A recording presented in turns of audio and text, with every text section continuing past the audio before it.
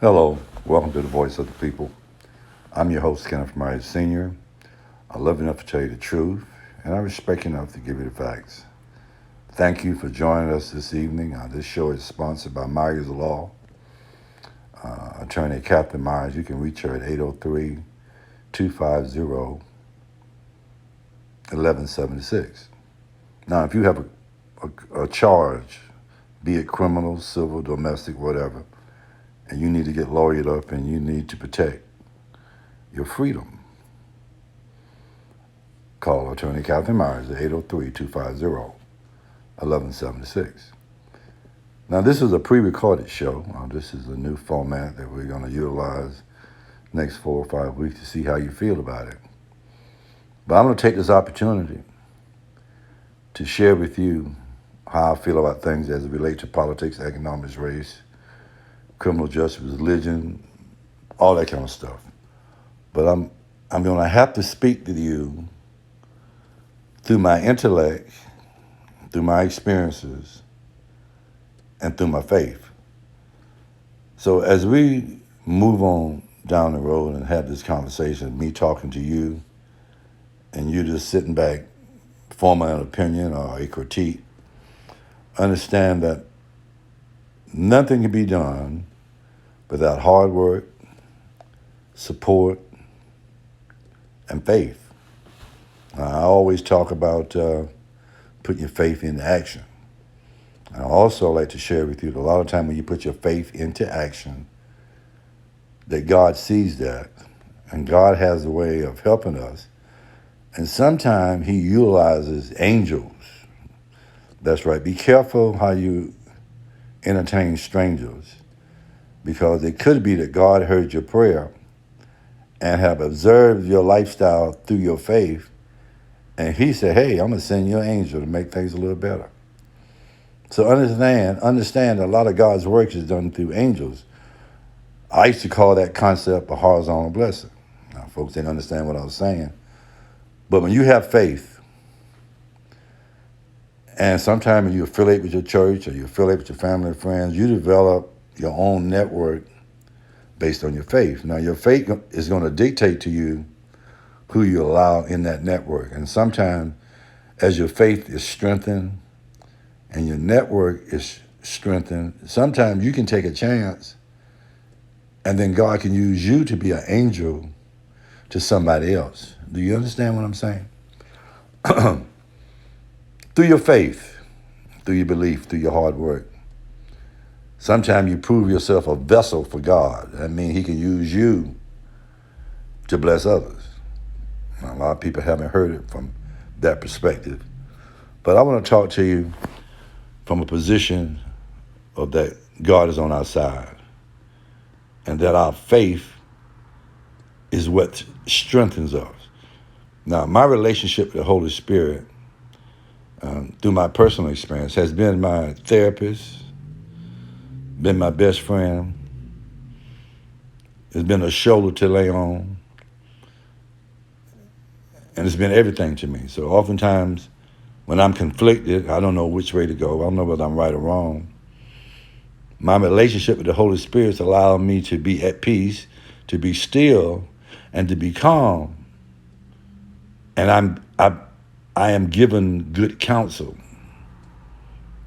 good direction, good support, and love through my relationship with the Holy Spirit. So oftentimes when I talk and folks say, how did that happen? I said, a lot of things I did, but it's one thing that I held on to through all my failures and all my victories and setback. I held on to my faith. See, my faith would not allow me to beat myself up emotionally or intellectually. My faith kept me grounded that I was worthy of competing. Now, I never considered myself worthy of winning, but I always wanted to be in a position to compete with the possibility of winning. And I was always grateful to God and to the Holy Spirit and to my faith that all I wanted to do was compete. Now, I won a few and I lost a few. But through it all, I kept a fighting spirit. And that's attributed to my faith and my relationship with the Holy Spirit. And oftentimes I used to talk to people, that were involved in my life, and they would tell me about challenges they were having. And I would always say, accept the reality of this situation, come up with a plan, say a prayer, seek counseling, and let's get busy and exercise our faith. And it was that belief in my faith that enabled me to believe in myself. Does that make sense? Your faith, listen closely, your faith, your personal relationship with the Holy Spirit will build you up and prepare you for the ups and downs of life. I mean, there's not a utopia, okay? There's going to be hard times. There's going to be sunshine. There's going to be rain. There's going to be conflict. There's going to be disappointments. There's going to be sorrow, excitement, and celebration. But through your faith, you will be able to ride that train all the way through and feeling very good about yourself. So, I mean, that's powerful. I just want to share that with you. Now, as we talk about faith and we talk about our relationship with the Holy Spirit, I believe that's everybody's choice. Now, I've been to a lot of meetings, and let's say we were talking about public education. Let's say we were talking about criminal justice. Let's say we were talking about politics. A lot of times people have not done the work and have not studied and have not done the research and have not become proficient in the subject matter that they want to talk about. And they always want to throw their religion in there. Now, all of us in this country are free to choose and have and practice or not practice a religion of our choice, a faith of our choice. And whatever relationship we want to have with our deity and the Holy Spirit, we can do that. So most of the time, before I go into a meeting about any topic, I take my religion, my faith, and my relationship with the Holy Spirit, and I take that into the closet because it's personal. How I believe and what I believe, it's going to come through anyway in how I make decisions, on how I treat my fellow man, my friends, my enemies, those who are indifferent. Who you are will manifest itself through your voice, through your tone, to your comments, through your actions, and just how you carry yourself. So you don't have to advertise that I'm God's child. You don't have to advertise that you are a Jew or you are a Native American and you subscribe to the gods of nature. In this country now, because of the global economy, you will interact with folks from all over the world.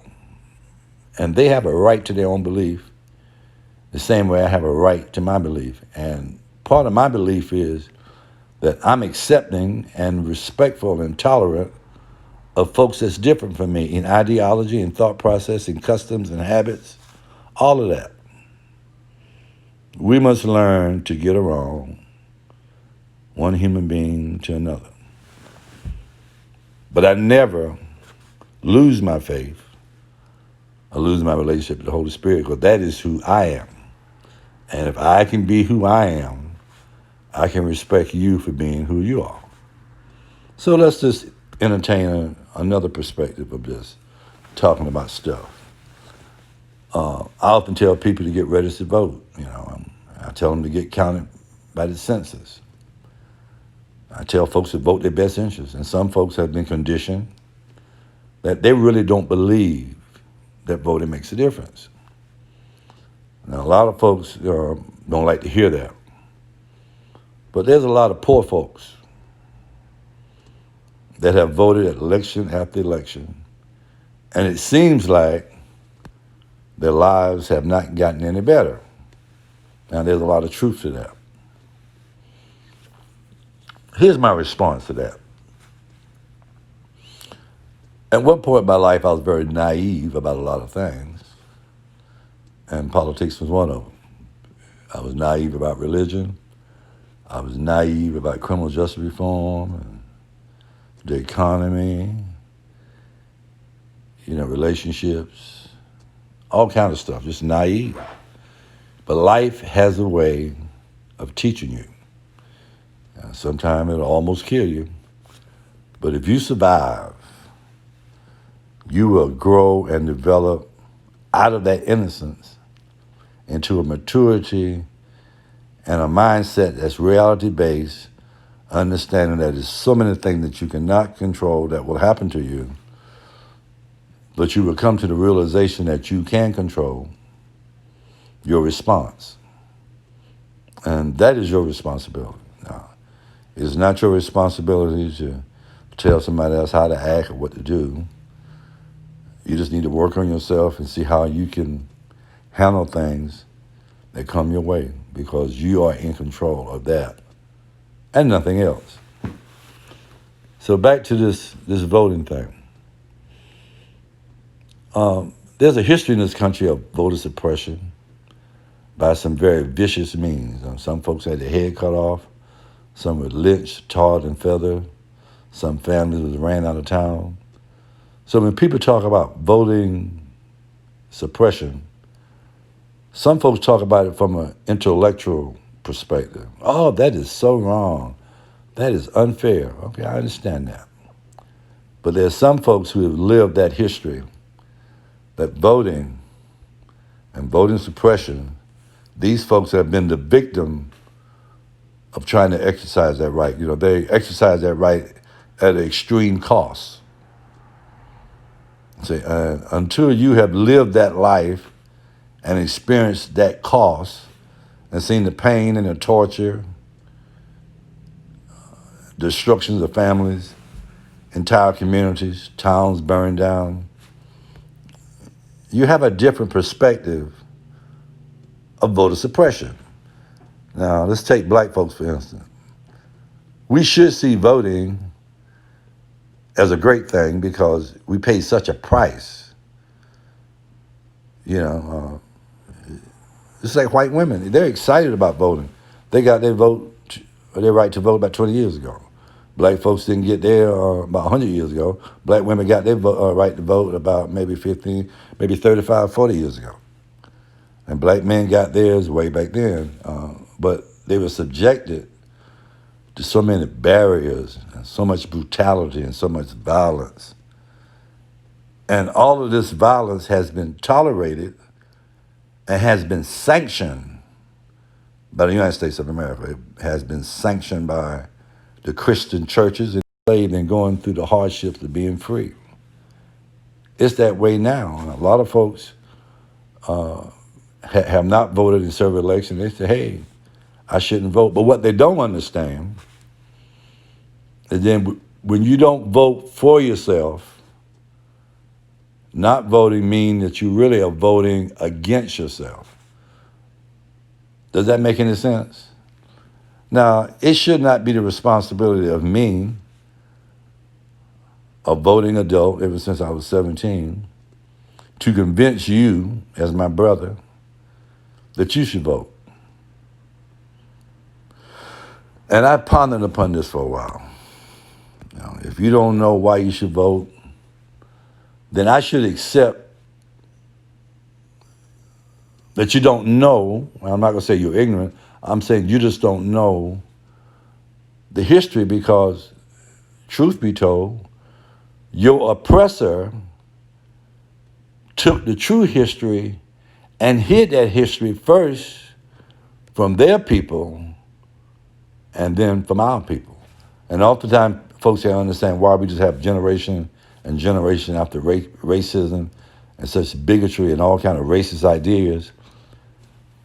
The truth of the matter is, talk to me, the truth of the matter is, in this country we are taught white supremacy. That's what our textbooks teach us. That's what public education teach us. That's what white universities teach us. That's what some historically black college universities teach us. And so there's a lot of black folks that have missed their history, at least for the last 60 or 70 years. And on the other side of that, there's a lot of white folks that have never known their true history. And so they have been given a propaganda, they've been given an orientation and a socialization to a lie of superiority. Now, when you look at the systems that we have, you can reinforce that superiority with various networks and opportunities and barriers to others for you to personally think that you are successful because you've been given an opportunity and given dozens of opportunity to fail without consequences. In fact, you've been rewarded. And then there's other people, they would even critique and criticize their own brothers who didn't get that opportunity and blame them for their situation as if it was their fault from lack of effort or preparation or desire. You see how powerful propaganda has been in the minds of black folks. Now, I've always been an advocate for success in the black community. Do what you got to do.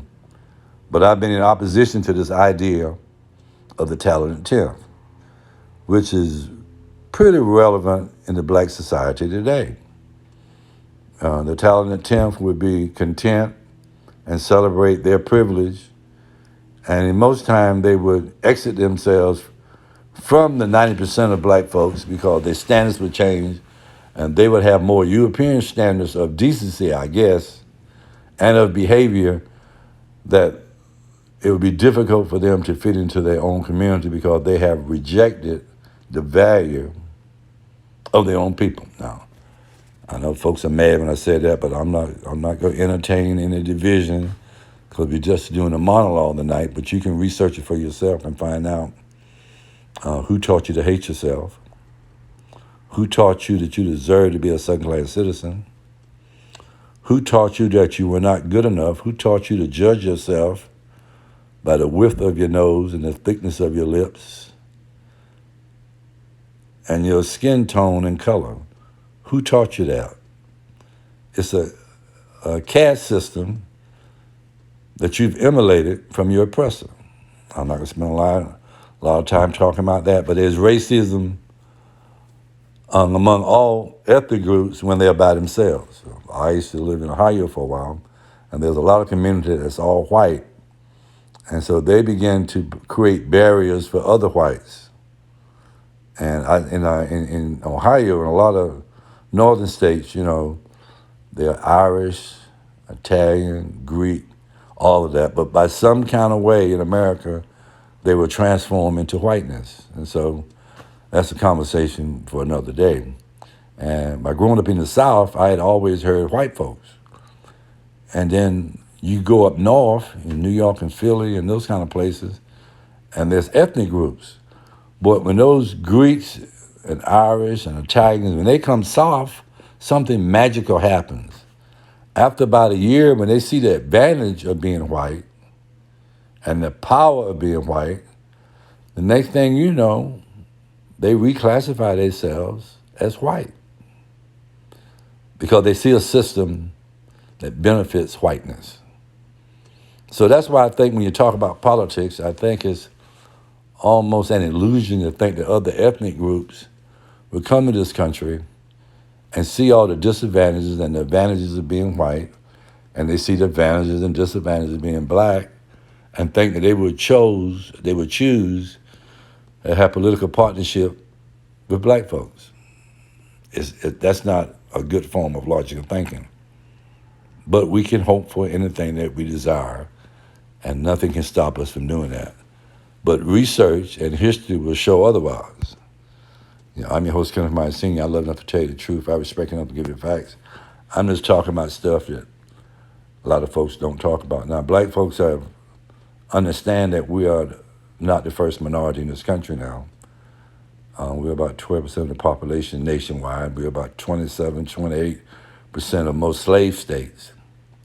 But in the slave states, we are so miseducated, and undereducated that I think we're not fully able to take advantage of our numbers because of our academic undevelopment. Does that make sense? If you're 27 and 28% of any state in votes and tax dollars and consumerism, all that kind of stuff, you are a powerful group of people. But we tend to be divided by class, by education, by skin color.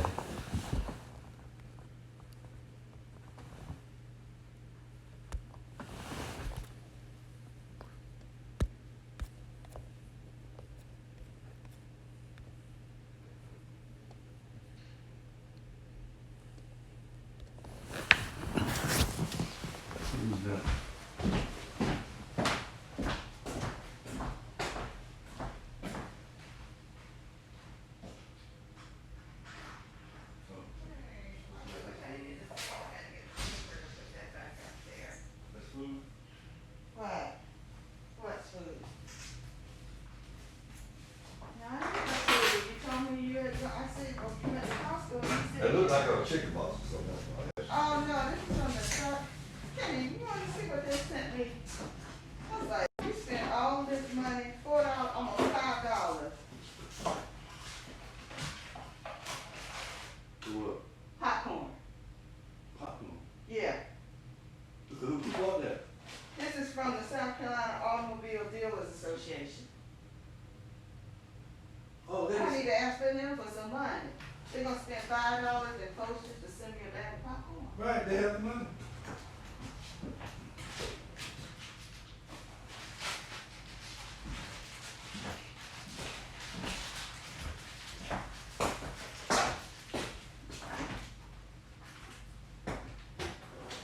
What bread is this? You can warm it up or something? Yeah, that's bread I got from, yeah, this woman, I got that from, it's the grill, Bonefish Grill, when I was in Charleston. I just brought the bread up.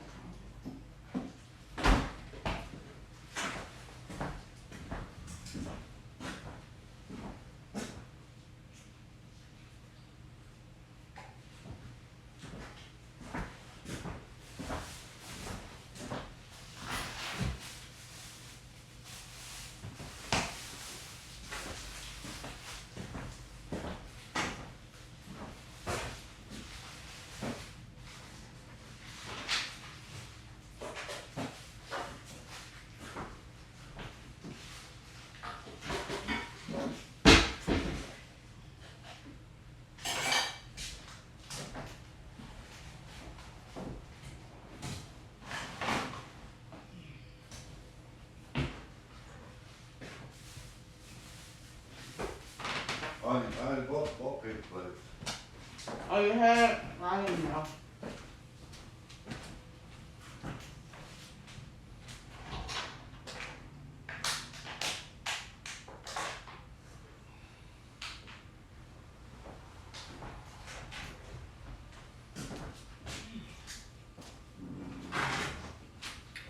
Did Marlene come out here? I didn't talk to her.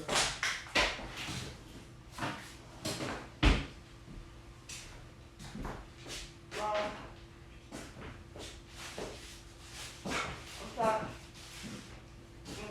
Sit up. So you better come back in there for me. Okay.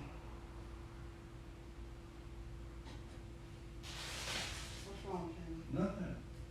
I'm just listening.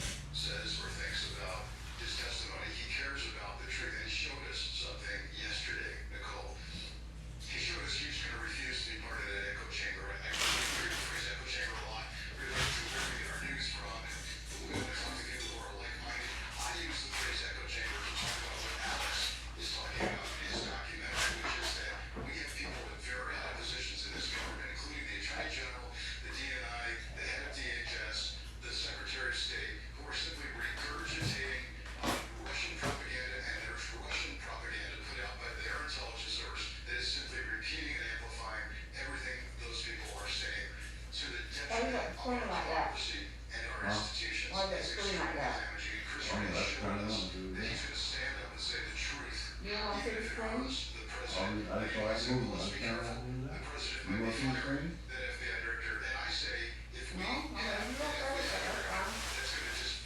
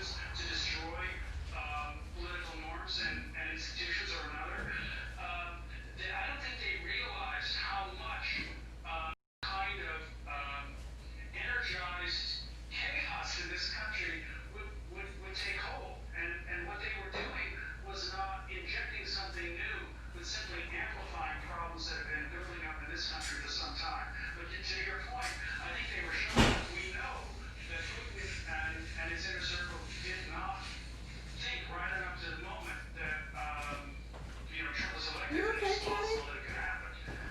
Huh? You okay? Yeah, I have to readjust my thought process. I'm naive in a whole lot of ways. What you mean? I said I'm naive. I think everybody think like me, so I'm saying I can't figure out how everybody thinks. About what? I mean, what About are you gonna do? this stuff in general, what I call general information, what we were talking about in the all that. And obviously, nobody thinks like I think, so I'm just naive.